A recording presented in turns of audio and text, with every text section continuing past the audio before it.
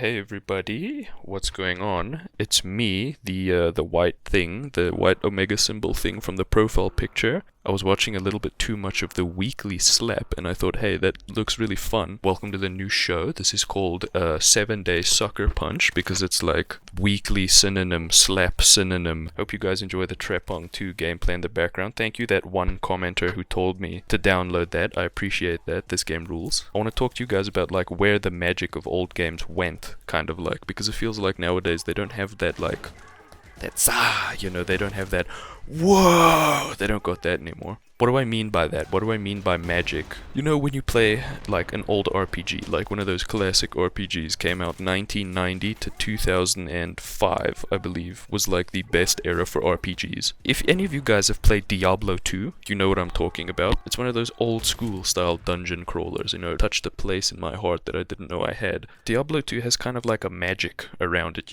being one of those first RPGs that became really mainstream, that really brought the genre into the popular eye. The controls are like kind of janky to where it's like early evolution. Like you could tell game developers hadn't really figured out how to make everything, where to put the keys for maximum comfort. You could tell this was the first big step in the right direction. It's just got that like sense of wonder about it, You load into the game, you don't know where you are, you meet all these colorful NPCs and all these weapons, but at the same time it's so refreshing because it's like we've gone past the fantasy cliche of knight savior in an unknown realm with demons and goblins fighting with his sword. Seeing these ideas that have been like rehashed over and over and over again into a million different forms in like their plain clothes, how it was meant to be experienced form. Like all of the different fantasy genres that stem off of fantasy just being like reduced back down to what they originally were was really refreshing actually. It kind of like brought that old sense of wonder back that I hadn't felt since I was a kid when I was playing Pokemon Black, like Burnout Legends.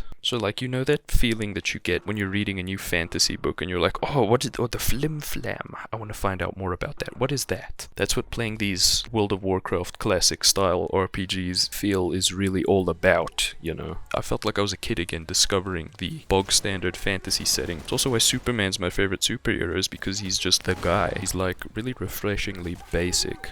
But anyways, when I say old games, like old games have magic, I'm not just talking about like old RPGs. I'm talking about like, when you walk into your older brother's room and you see him playing something like Infamous Second Son for the first time, and you're just like, whoa, this game is really cool, and it doesn't make sense to me because it's new. It's like seeing somebody play Balatro for the first time. You're just like, what? Games kind of lost that for me. I don't know if it's just like the passage of time where like as you get older you just don't feel that sense of wonder anymore, or if like games actually lost them, or if it's just time passing way too fast and you don't have time to feel that feeling anymore. It is now like halfway through March of 2025. I started like seriously uploading to this channel in January, and I love and appreciate every one of you guys, but genuinely on a time scale to me, it feels like I just started a week ago. Days pass by like hours to me right now. A week feels like 7 hours or some crazy number. Timescale wise, a lot of things have happened, but mentally, it's just been like a week.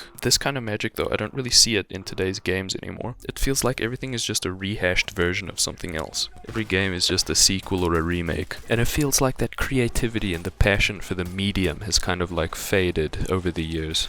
Like back when hardware requirements were a lot more restrictive, it felt like devs really had to put in the effort to really figure out how they were going to bring their vision to life. They had to be like desperate. They had to have that hunger to bring what they saw in their mind's eye into the real world, onto a console to be able to play. And I feel like as fidelity have improved over the years, we've sort of lost a little bit of that creative process. Like here's kind of a shitty example, but the older pixelated Pokemon games, they had to get really simplistic and expressive with the designs because they only had a limited amount of pixels. I remember in Pokemon Black, the sprites were kind of jagged and very pixelated because this was like the first game where the Pokemon were actually animated while you were fighting with them. And this kind of pixelation left a lot to the imagination, which kind of made it cooler in a sense because you could like imagine what it looked like, but you didn't really like get to see it. It was like reading a fantasy book. They were putting never before seen pictures into your head. Indie developers make games with like a strong vision in mind. They put great care into how the game looks because they're working with a passion. Whereas more AAA studios nowadays with bigger manpower, they just go the realistic route. Not even really stylized, just like Unreal Engine 5, go. And I think you kind of lose something in that. I remember as a kid, some of my favorite games were games where I could just put myself into and just like imagine stuff. But let's move on. I want to talk about GTA 3. What I liked about this game is that it had soul. There was just a vibe to it, you know? With Vice City as well, they just had like a vibe. It felt like there was a lot of effort and thought poured into making them. How the cars handle, the music that plays on the radio, the style of the NPCs, the missions, the dialogue. It just felt like there was a lot of thought put into it and how you interacted with the world. I like it when game devs get imaginative and break the formula. Another example that I can use for this is in Trepang right now. This level's called Oil Rig. I'm playing in the combat simulator right now, but if you play in the actual mission in the game, spoilers by the way, you're still doing wave-based combat, but the boss fight is you're fighting an alien. And this is like a realistic, it's supposed to be like a realistic milsim shooter, I guess. You are still a unfathomably crazy super soldier. It's like a sci-fi shooter, but it's still very grounded with like how the NPCs act and how the guns work, the story setting and how the characters talk and such. But they sprinkle in like a little bit of fantasy elements or like some sci-fi into the setting, which just makes it so refreshing. It's not just another shooter game. It's like almost like a fantasy shooter.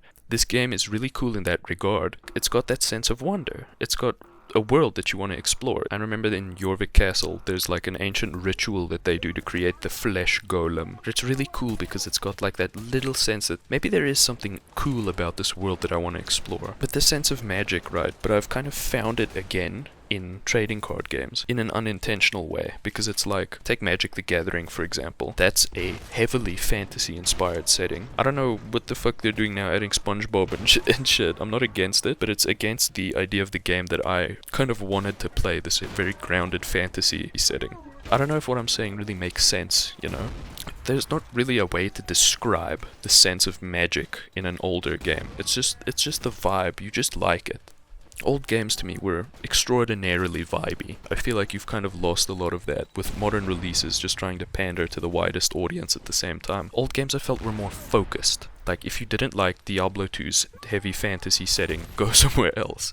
If you think like a hyper-stylized car game where it's just all about the action, most people just want to go like racing in cars. Most people want to drive cars. That's why all the racing sims like Forza are so popular. Burnout was like the first violence car game. I remember I think Ridge Racer 2 and Burnout Legends on my PSP. I think I spent 10 hours on Ridge Racer and 10,000 on Burnout Legends. That game ruled. It's like a time period vibe. And not to bring up Pokemon again, because like this dead horse has been beaten to a paste, because these guys, they know that they're the best-selling franchise on the planet, so why even bother recapturing the magic of the old games?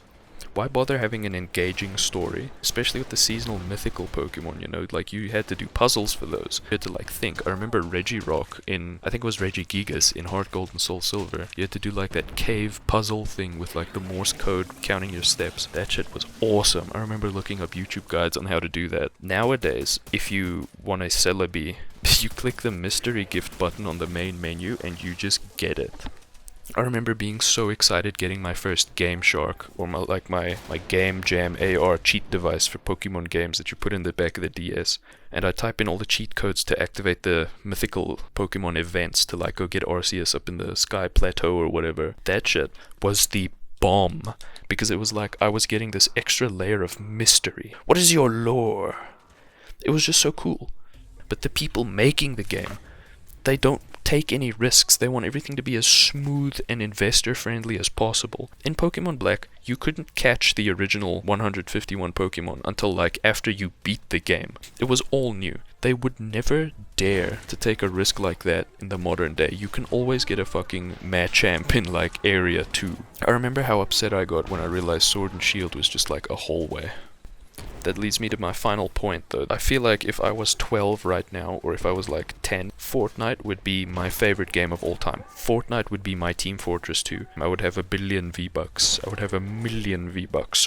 I just feel like these older games, like Oblivion, like maybe Morrowind even, at some point probably Skyrim, I feel like there was just some kind of extra bit of effort that went in to just get the vibe like perfect. But to end things off, I just wanted to give you guys a reminder, the indie scene deserves all of your your money. I think Enter the Gungeon on the Steam sale, spring summer sale right now is like 14 rand. That's not even a 2-liter Coke. You see it a lot these days now. It's like it's kind of coming back, where good games with good vibes and like that magic to them are coming back. Balatro, it almost got Game of the Year. That kind of effort is starting to get cool again. I don't like using this example because it's a modern, hyper mainstream game, but Marvel Rivals, you would never see a character that can seamlessly run up a wall in any other game or any other mainstream shooter than Spider-Man and Venom can in Marvel Rivals. You would never see the kind of like the portal thing Doctor Strange does in any other game that's not like based around that mechanic. I think the developers behind this game are really brave with the mechanics that they give all of their guys, because it makes the game really refreshing and fun to play, which I think leads to a lot more creativity from the developers, because they don't have to cater to everyone.